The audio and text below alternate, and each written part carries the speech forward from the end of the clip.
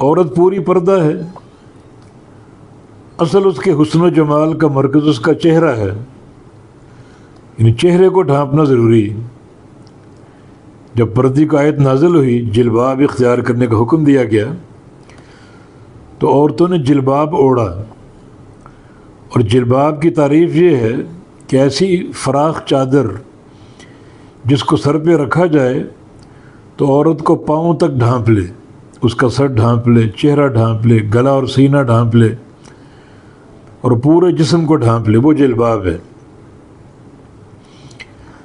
تو اپنی زینتوں کو ظاہر نہ کرے۔ اصل خوبصورتی کا مرکز اس کا چہرہ ہے، جو مردوں کے لیے کشش کا باعث ہوتا ہے۔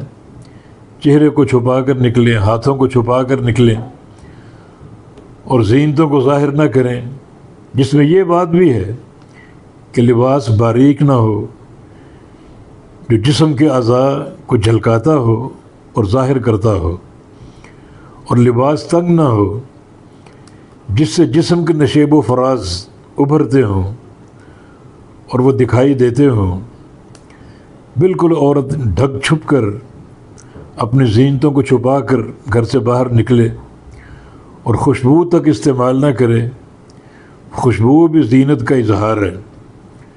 یہ خواتین کے گھر سے نکلنے کا ادب ہے۔ اول تو گھروں میں بیٹھی رہو، گھروں میں ٹکی رہو اور گھروں میں رہو۔